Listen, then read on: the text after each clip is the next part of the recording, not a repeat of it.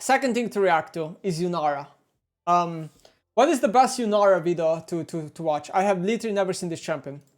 Yunara, new champion, guys. I know I'm 1 week late on this. Literally, this teaser has been out for 1 week, and I haven't read a single ability of Yunara yet. Is this the best thing to watch? The tooltips and the skin spotlights. So let's see it. People have told me that the champion is kind of boring. I'm about to read it and see what happens. So wow, the first lance. Yunara's critical strikes deal an additional 10% plus 0.1% AP ratio magic damage. Note, ability ratios CD damage might not be the final and will probably be different on the PBE. Okay. So I assume she crits with some abilities here. This is very surprising to me that we have a passive that is only one sentence in 2025, right? This kind of reminds me of Nasus passive, where it's like Nasus gains 10% lifesteal, and that's the whole passive. Super surprising to see a champion have this little text in its passive. Usually, in my opinion, in 2025, usually Riot needs to kind of make characters be more interesting, else people just find them too boring. So this is not a good start for Yunara, but I still think it's in a way, I guess, a unique passive. I mean, no other champion really has this, right? Okay. Why are we going with R first? Is this normal? Okay, let's just go with R first. Yunara enters a transcendent state for 15 seconds. Cultivation of Spirit is activated. What is Cultivation of Spirit? I'm not sure. For the duration, Arc of Judgment is upgraded to Arc of Ruin and has its cooldown reduced by 50%. And Kaneme Steps is upgraded to Untouchable Shadow and has its cooldown refreshed. So that's probably QW and E. Cooldown is 100 to 70 seconds, so I would say pretty low cooldown ability. Arc of Ruin damage goes from 150 to 350. And Untouchable Shadow dash speed goes up. Wait, that's it? That's the whole ultimate? Wow, so it's just an ultimate that you literally just press and it just empowers all the rest of the abilities. Honestly, sounds kind of boring, not gonna lie. It's just an empower ult, but I don't see anything fun about it. I feel like it's... I don't mind that it's an empower ult, but I feel like something is missing here. Like, this is just too little. Maybe it's just me, but I feel like it's too little. So far, R and passive are super simplistic. Like Q, W, and E needs to carry the large portion of the kit here. So Q, let's read it. Passive. Yunara attacks did an additional 5 magic damage on hit. Launching an attack causes Yunara to generate 1 unleash, max 8. Increase to 2 when attacking a champion. Not attacking for 6 seconds causes Yunara to lose 1 unleashed every 0.5 seconds. Active. Yunara unleashes her inner potential for 5 seconds, during which she gains 40% attack speed. Her attacks deal an additional 10 magic damage on hit, and her attacks spread to nearby enemies, dealing physical damage. Spread attacks with critical strike if the attack initiating the spread was a critical strike of the target, blah blah blah blah. Attacks deal 250% damage to minions below 30% health, so that I guess it's gonna have like a wave clear effect. Spread attacks apply on hit effects at 30% effectiveness and lifesteal at 30% effectiveness. Wow. I don't even know what to say. So obviously this is gonna be the bread and butter ability for Yunara, right? Like this champion is centered around this ability. This ability is like a classic steroid where she gets like free stats on alt attacks and then simultaneously has inbuilt wave clear, right? Because I assume she maybe lacks mobility, so she kind of needs wave clear. She needs something in the kit. What? Wait, that's how it works? Her attacks spread to nearby enemies. Wow, so this seems to be 0 skill.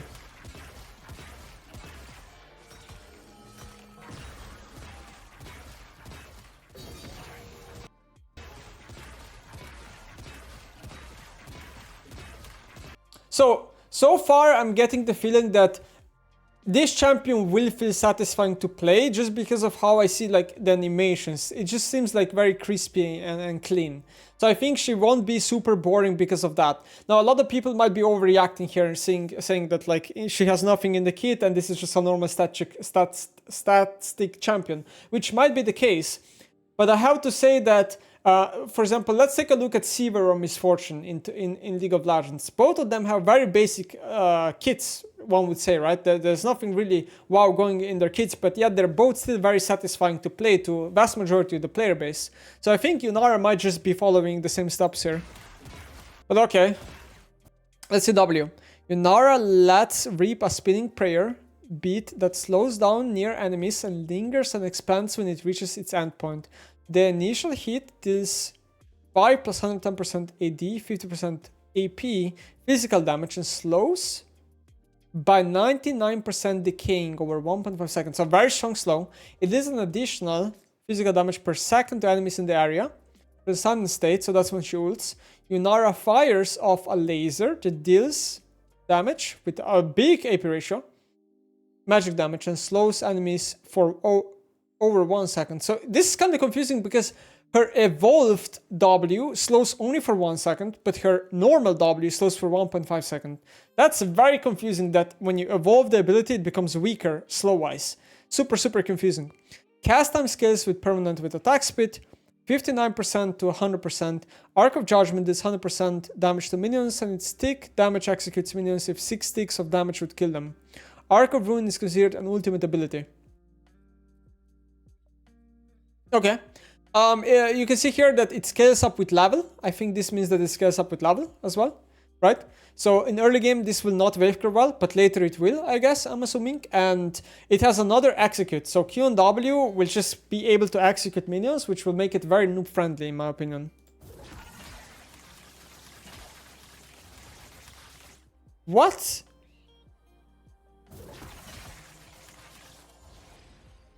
Ooh. So wait, it makes me question. It makes me question. Can you run into this boomerang? Like right now, if this is a champion, can you run into it? Like run against you. So then the boomerang keeps going forward. This is how you're gonna dodge the ability. You're not gonna dodge the ability by running back. You're gonna dodge the ability by running into Yunara. That is cool. Okay. Let's see the empowered laser. W.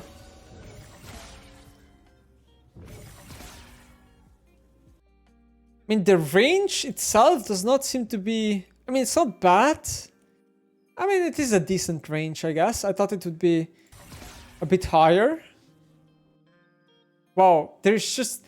This champion is just so basic, yet in a way skill expressive. Like, I don't know how to explain it, but it feels like she will be skill expressive even though it's so basic.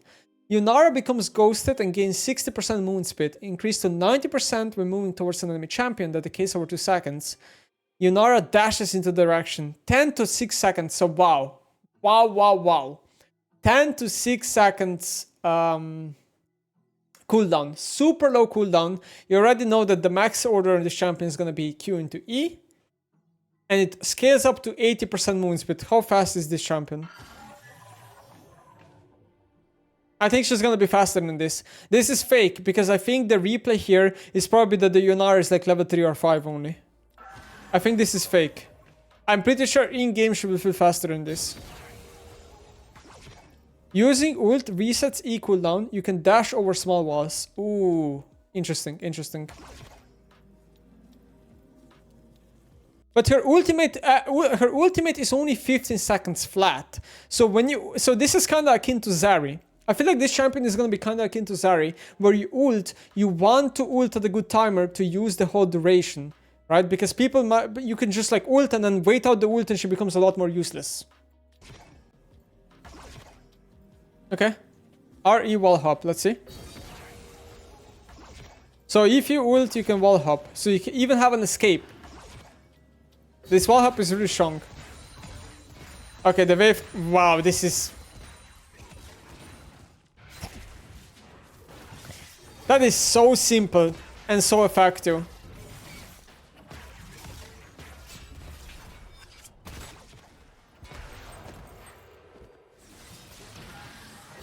Wow.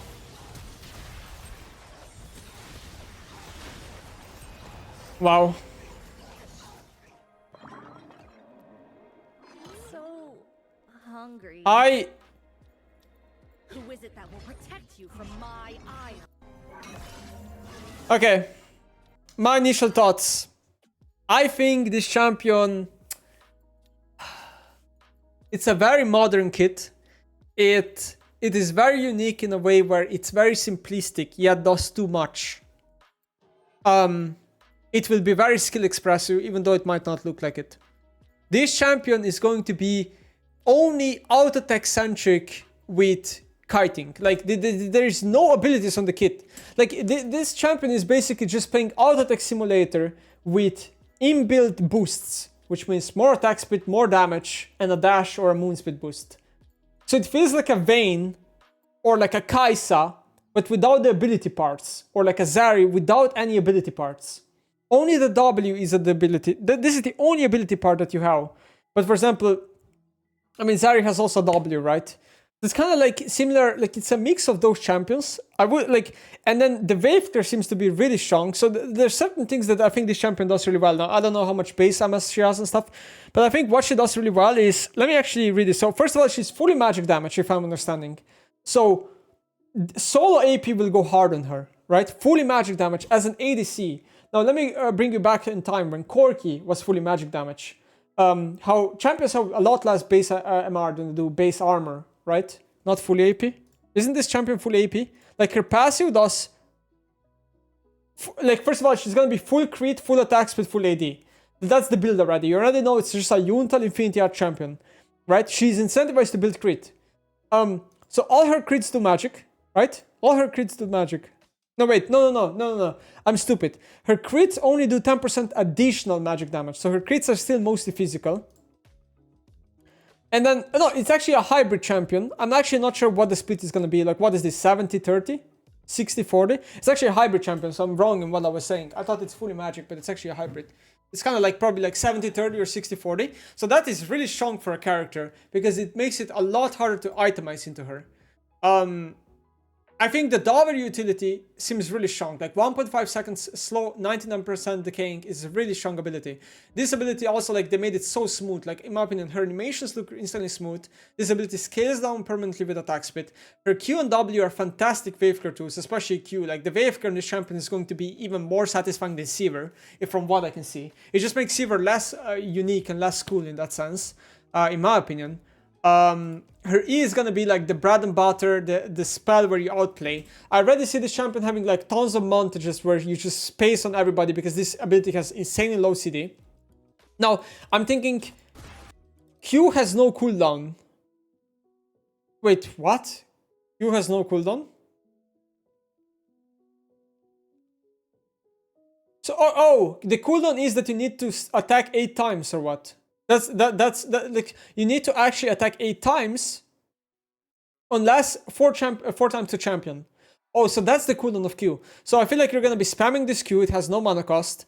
You're gonna be 60 mana cost on W. So this is a spell you're gonna be have to be careful in spelling. 35 on E, very simple, and ultimate is 100. So she probably won't need Essence River. She maybe will go on Navori, but I'm not sure. I feel like her build is just gonna be Yuntal Infinity LDR, just like any other ADC, and then probably like a Navori on 4.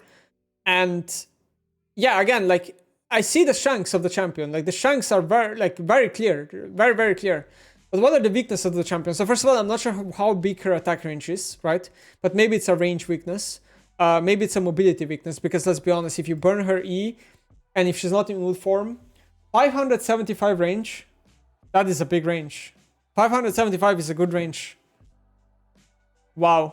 Now this champion, I think it's OP, and you know what's the funny part? I mean, it might be OP depending on the numbers, right? But you know what I think is the funny part? I think this champion is very likely to be played in solo lane at the beginning until Riot rebalances her. I see this champion will be played in mid lane. I kind of see it already.